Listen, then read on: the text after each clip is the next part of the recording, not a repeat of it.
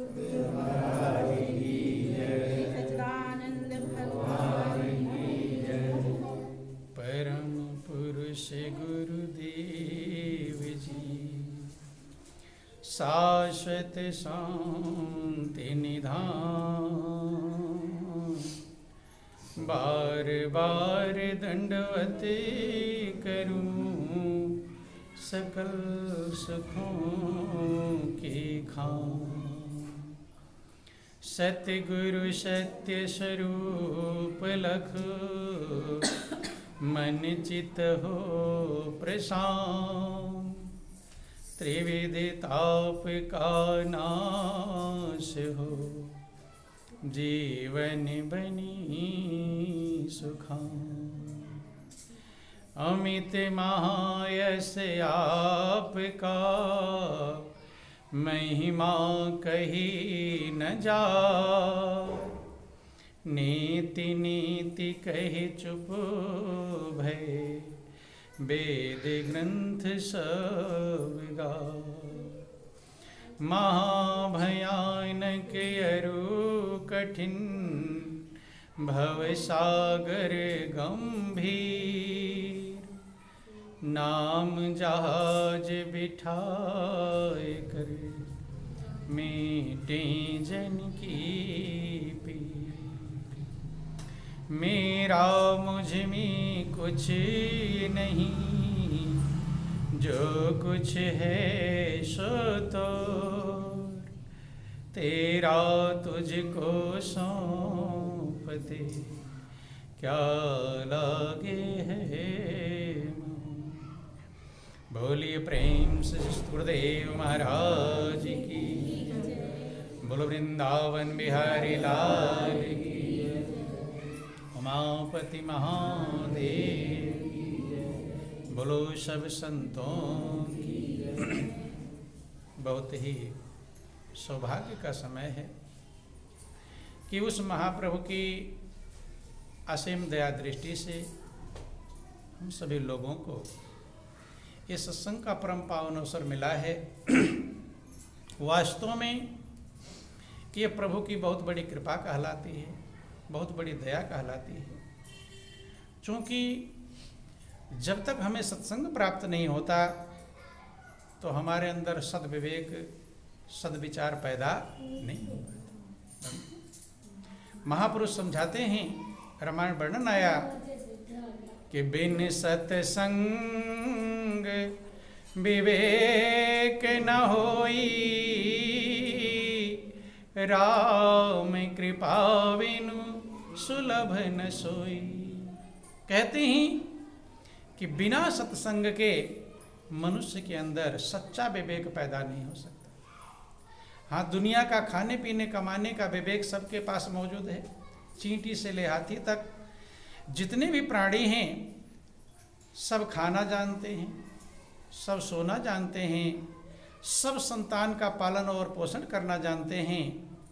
लेकिन मनुष्य उसमें सबसे बड़ा भाग्यशाली प्राणी है, क्योंकि मनुष्य रोने के साथ साथ हंसना भी जानता है। मनुष्य अपने कर्म का भाग्य विधाता कहलाता है, अपने भाग्य को लिखने वाला कहलाता है। प्रभु ने आपको मनुष्य का जीवन दिया है तो आपके हाथ में दे दिया कलम कि अपना भाग्य लिख लो। चूँकि पहले जैसा हमने कर्म किया था वो आज का भाग्य बना हुआ है, और अब जो कर्म कर रहे हैं वो आगे का भाग्य बनेगा। तो आप ही के हाथ में है। जैसे विद्यार्थी को कितना नंबर मिलेगा ये किसके हाथ में होता है? विद्यार्थी के कि मास्टर के? विद्यार्थी के हाथ में होता है। मास्टर नंबर देता जरूर है, लेकिन देता उतना है जितना वो लिखा।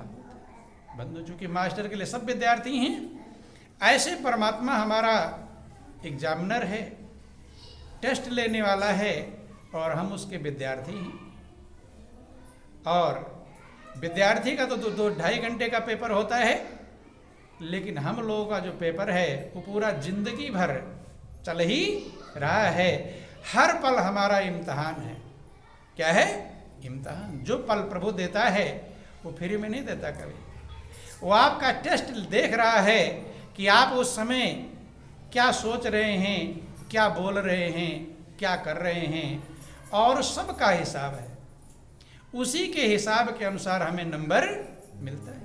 रामायण में लिखा गया कि कर्म प्रधान विश्व रचि राखा, ओ जो जस करे सो तस फल चाखा। कहते हैं प्रभु ने इस संसार को कर्म प्रधान बनाया है।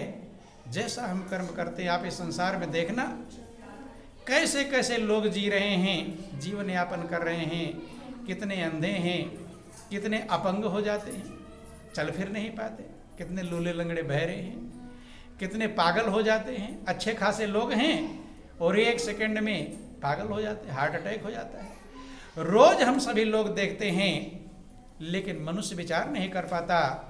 जब भी किसी को देखो तब गौर करके विचार करो कि प्रभु ने मुझे अंधा नहीं बनाया, प्रभु ने मुझे लूला लंगड़ा नहीं बनाया, प्रभु ने मुझे पागल नहीं बनाया। ये मालिक की कृपा है। किसी को देखो, मालिक को धन्यवाद। जब धन्यवाद का भाव आपके अंदर जागृत होगा तो आपका हृदय गदगद हो जाएगा, शांति मिलेगी, सुकून मिलेगा, प्रसन्नता मिलेगा। और यही इस जीवन का लक्ष्य है, यही सभी चाहते हैं। बोलो वृंदावन बिहारी लाल की जय। अनमोल मौका हम सभी लोगों को मिला हुआ है। जन्म जन्मांतर से इंतजार था इस मौके को पाने के लिए। बंधु, हाँ, जब सत्संग मिलता है तो हमारे पुण्य की कमाई कहीं इकट्ठी होती है, संचित होती है, तब प्राप्त हो पाता है और मनुष्य विचार कर पाता है। क्योंकि इस संसार में आप देखते होंगे बड़े बड़े समझदार, पढ़े लिखे विद्वान, डॉक्टर, इंजीनियर, फिलासफर, बड़े बड़े योग्य लोग हैं, लेकिन उनके भी माइंड में हमेशा चिंता, बेचैनी, अशांति चलती रहती है। लोग आत्महत्याएं कर रहे हैं। बड़े बड़े पैसे वाले आप देखते होंगे, कोई आत्महत्या कर रहा है, कोई खुद मर रहा है, कोई दूसरों को मार रहा है। कारण मात्र एक है कि वो सच्चे लक्ष्य को समझ पाया नहीं। और आज तो और ज्यादा हो गया है। कौन कब किसको मार डालेगा कोई भरोसा नहीं। बंधु, कौन आत्महत्या कर लेगा, कौन जहर खा के मर जाएगा, कौन फांसी लगा लेगा, ये कहना जुर्म है।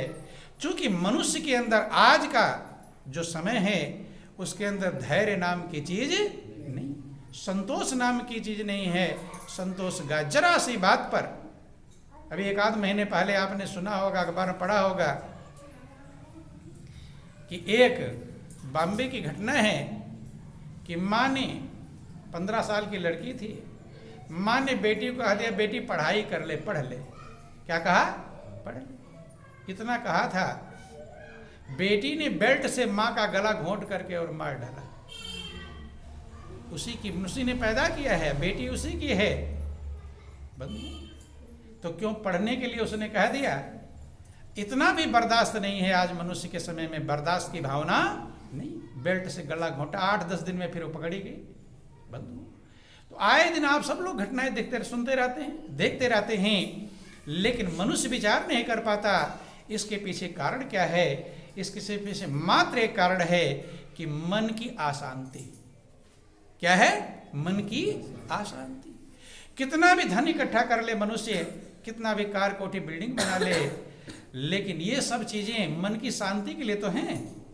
ये सब बटोर लिया, लेकिन मन की शांति को प्राप्त नहीं कर पाया। मन टेंशन में घूमता है, चिंता में घूमता है। तो महापुरुष कहते क्या हुआ फायदा?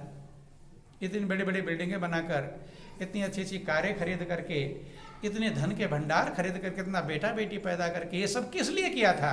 ताकि मुझे संतोष मिले, सुख मिले, शांति, उसी लिए सारा कर्म करते हैं। लेकिन महापुरुष समझाते हैं कि दुनिया के सामान बटोर लिया, लेकिन अंदर में शांति, जिसको हम तलाश रहे थे। भाई बिल्डिंग क्यों बनाते हैं? ताकि इस बिल्डिंग में हम आराम से, खुशी पूर्वक, शांति पूर्वक रह सकेंगे। और बिल्डिंग में रह रहे हैं और बेचैनी हो, चिंता हो, टेंशन हो, उस बिल्डिंग का लाभ क्या? बेटा बेटी होते हैं इसलिए ताकि आपको शांति और सुकून प्रदान करें। लेकिन आज का समय ऐसा है, ज्यादातर लोग अपने बच्चों से सबसे ज्यादा दुखी होते। नहीं दुखी होते, किससे दुखी होते? 4 बेटे हैं, एक बेटा अगर उल्टा हो गया, क्या हो गया? उल्टा। तो जिंदगी भर वो पूरा रोता बिलखता तड़पता रहता। महापुरुष समझाने का प्रयास करते हैं, बंधु गौर करने का प्रयास करें कब हमें शांति मिलेगी। तो महापुरुष समझाते हैं कि शांति हमें अंदर से मिलेगी। कहाँ से मिलेगी? अंदर से। बाहर के सामानों से अगर शांति मिल गई होती तो बड़े बड़े राजा महाराजा अपना राज्यपाट छोड़कर जंगलों में नहीं जाते। क्या जरूर गरज थी? राजा के पास नौकर है, चाकर है, धन के भंडार, तो आप कहानियां सुनते रहते हैं। बंधु कारण क्या था? क्योंकि किसी चीज का ज्ञान प्राप्त करने के लिए हमें उसके विशेषज्ञ के पास जाना पड़ेगा। बिना गए काम चलने वाला नहीं। जैसे आपके दांत, आप यहाँ बैठे, अब दांत में दर्द हो जाए, बहुत तेज दर्द हो जाए, थोड़ा बहुत उपाय करेंगे, गर्म पानी कुल्ला कर, जो समझ में आएगा करेंगे, फिर भी दर्द नहीं ठीक होगा, फिर क्या करेंगे आप?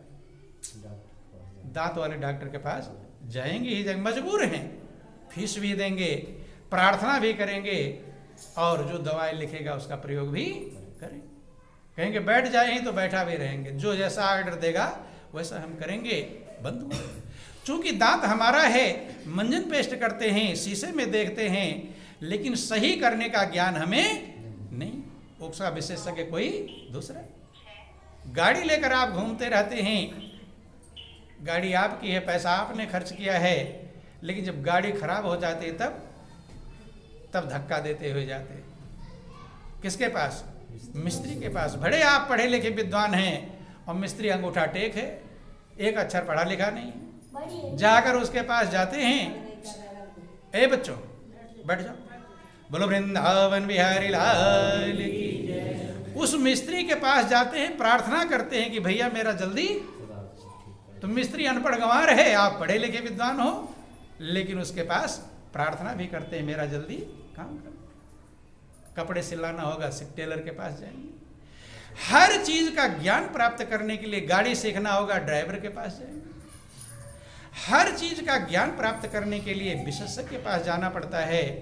ऐसे आत्म शांति कैसे मिले, आत्म संतोष कैसे मिले? महापुरुष कहते हैं नमक रोटी में भी आप आनंद मग्न हो सकते हैं, झोपड़ी में आनंद मग्न हो सकते हैं, और हो सकता है बड़ी बड़ी बिल्डिंगें, बड़े पैसे इकट्ठा कर लो तो भी आनंद मग्न नहीं हो सकते हैं। महापुरुष कहते हैं वो आपके अंदर से मिलेगा। महापुरुष समझाते हैं जिस शांति की तुम्हें तलाश है वो आप ही के पास। यही कारण है बहुत बड़े बड़े ऐसे भक्तों का जिक्र आता है कि जो बिल्कुल गंवार थे। क्या थे? गंवार थे, लेकिन उन्होंने प्रभु से अपने तार को जोड़ लिया।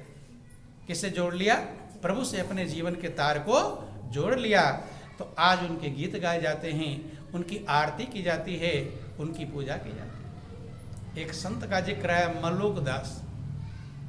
क्या नाम था? मलूक दास। मलूक दास का जिक्र आता है जब वो छोटे बच्चे थे। तो महापुरुष कहते होनहार बिरवान के हो चीकने पात।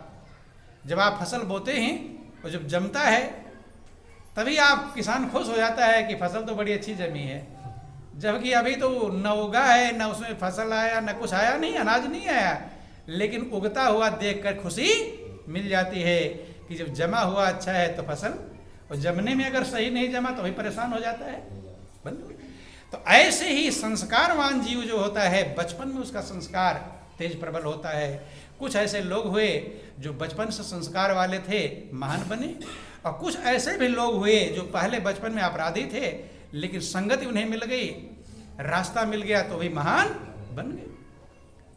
तो जिक्र आता है मलूक दास का। छोटे बच्चे थे जब उनके माता पिता भेजते थे कोई सामान लाने के लिए कि चला जाओ ये सामान वहां से ले आना। तो देखो छोटे बच्चे कौन समझाता है, अंदर में जागृति आती है। मलूक दास जा रहे हैं रास्ते में, तो अगर रास्ते में कहीं कांटे पड़े हुए हैं, क्या पड़े हैं? कांटे। तो कांटे बीनते थे। रास्ते में कांटे हैं, कांटा उठाकर इधर रखा, फिर रखा, कूड़ा करकट है उसे साफ किया। तो वो सामान लेकर आने में उन्हें इधर मान लो सब्जी लाना है या नमक लाना, माचिस कोई सामान लाना है, तो जब रास्ते में कांटे हटा रहे हैं, सफाई कर रहे हैं, तो इधर भोजन के लिए घर वाले क्या होते थे? भूखे रात इंतजार होते थे, और उधर वो कांटे हटा रहे हैं। क्या हटा रहे हैं? कांटे। आते बहुत लेट में लौट करके इधर भूख से गुस्सा सबको चढ़ जाता है कि गए तो इतना देर लग गया। तो कहते कि क्या कर रहा था रास्ते में? कहते और भी तो काम था। क्या था? और भी काम था। और काम क्या था? रास्ते में जो कांटे पड़े हुए हैं, मुझे नहीं चुभा, किसी और आता है ना देख पाओ उसे चुभ ना जाए। अर्थात जिसके अंदर में दूसरे की भलाई की भावना पैदा हो जाए, उससे महान दुनिया में कोई भी नहीं। अपने स्वार्थ के लिए सारा संसार जीता है, पशु पक्षी कीड़े मकोड़े सब जीते हैं, लेकिन जो परमार्थ का भाव जिसके अंदर आ गया, जटायु का वही जिक्र आया। जटायु ने कितना, रावण बलवान था और जटायु कितना कमजोर। रावण के सामने जटायु कुछ भी नहीं है, लेकिन जटायु ने अपने जिंदगी को दांव पे लगा दिया। किसके लिए? सीता को बचाने के लिए, सीता की सुरक्षा के लिए मरने की बाजी लगा दी। मरने से भी डरा नहीं, परहित। भगवान राम से कहते जटायु से कि हे जटायु, मैं तुम्हारे प्राण रोक देता हूं, अचल करो तन राखो ताता, मुख मुस्काए कही दे बाता। मुस्कुराता है बंधु कि जिसका नाम मरता हूं जासु नाम मुख आवा, अधमो मुक्त हो श्रुत गावा। जटायु के भाव देखो कितने ऊंचे हैं। कहता कि हे प्रभु, मरते समय भी अगर प्रभु का नाम आ जाए तो पापी कितना भी हो, पापी से पापी भी हो, मुक्त हो जाता है, उद्धार हो जाता है। रामायण वर्णन आया कि मरता हूं जासु नाम मुख आवा, अधमो मुक्त होए श्रुति गावा। जटायु कहता है प्रभु, मृत्यु के समय भी आपका अगर नाम आ जाए जीवा पर, हृदय में सुमिरन कर ले प्राणी, तो इस अपार भवसागर को पार कर देता है, जन्म मरण के बंधन से छुटकारा पा जाता है, दुखों के बंधन से मुक्त हो जाता है। और मेरे लिए नाम नहीं कि मम लोचन गोचर सोई आगे, और आँखों दे नाथ के स्वांगे। जिसका नाम लेकर प्राणी भवसागर पार हो जाता है, और मेरे मरते समय वही प्रभु मेरे सामने खड़े हैं। नाम से जब काम चल जाता और भगवान खुद सामने खड़े हैं, तब जैसे आप कहते हो कि जाओ थानेदार से मेरा नाम बता देना, काम कर देगा। कहते हैं कि और ना करेगा तो मुझे फोन कर, मैं आप जाऊंगा। मैंने नाम से अगर काम नहीं चलेगा तो बाद में मैं आ जाऊंगा। जटायु कहता है कि नाम से ही काम चल जाता है, मृत्यु के समय प्रभु के नाम से ही काम चल जाता है। मम लोचन गोचर सोई आगे, वही मेरे आगे, वही मालिक मेरे सामने खड़े हैं। राखों दे नाथ के स्वांगे। अब और सा काम बचा हुआ है जिसके लिए मैं इस शरीर को रखूं। इतना भक्त प्रार्थना करता है, इतना तो करना स्वामी, जब प्राण तन से निकले और तुम सामने खड़े हो, मेरा प्राण तन से निकले। जब कोई मरने लगता है, आप लोग भी यही प्रयास करते हो कि उसको भगवान का नाम आ जाए। कान में चिल्लाएं दादा राम राम को चिल्लाते हैं ताकि अब तो आ जाए, लेकिन अब बहरा हो गया, अब वो गूंगा हो गया, अब वो अंधा दिखाई नहीं पड़ रहा, सुनाई नहीं पड़ रहा, बोल नहीं पा रहा है, अब कैसे बोलेगा? तब समझाने चलते हैं। संत महापुरुष पहले समझाते हैं, दुनिया वाले भी समझाते हैं, लेकिन तब समझाते जब एकदम मरने का समय आ जाएगा। अब सोचेंगे अब मरा कि तब मरा, तब चलते हैं, अब क्या समझेगा? वो कहते नहीं कि जब विद्यार्थी के हाथ में पेपर आ जाए, पढ़ाने चले, वो क्या पढ़ लेगा, क्या याद कर लेगा, क्या लिख देगा? ध्यान देंगे। बोलो वृंदावन बिहारी लाल। बंधुओं, जटायु का जिक्र आया। भगवान राम कहते हैं कि मैं तेरे प्राण रोक देता।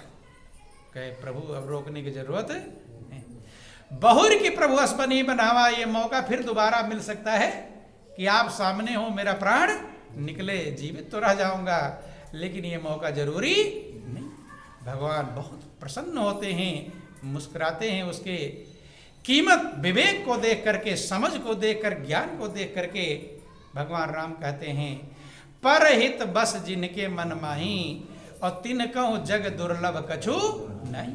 कि हे जटायु, जिसके मन में परहित बस जाए, दूसरे की भलाई का भाव बस जाए, उसके लिए संसार में कुछ भी पाना शेष नहीं।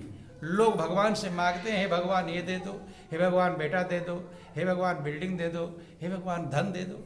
लेकिन जिसके अंदर में परहित का भाव जागृत हो जाए, उसे मांगने की जरूरत नहीं कि तेरे दर से प्रभु मैं क्या मांगूं, बिन मांगे ही सब कुछ मिलता है। मुरझाया फूल इस जीवन का तेरी ही कृपा से खिलता है। जो इच्छा तेरी है दाता, हरदम है वही स्वीकार मुझे। भक्त तो प्रभु की इच्छा में राजी होता है, उसकी इच्छा गायब हो जाती है, अपनी कोई इच्छा रहती नहीं। प्रभु किस में खुश हैं, प्रभु की इच्छा क्या है, उनकी इच्छा के अनुसार चलता है और इसलिए हमेशा आनंद मग्न रहता है। दुनिया वाले अपनी इच्छा के अनुसार चलते हैं, इसलिए रात दिन बेचैन रहते हैं। चूंकि एक इच्छा पूरी हुई 10 इच्छाएं तैयार हैं, तो इच्छाएं कभी पूरी नहीं होंगी। जब इच्छाएं नहीं पूरी होंगी तो आपको संतुष्टि और शांति मिलने वाली नहीं। बंधु, तो वही मलुक दास का जिक्र आया, कांटे हटा थे रास्ते के।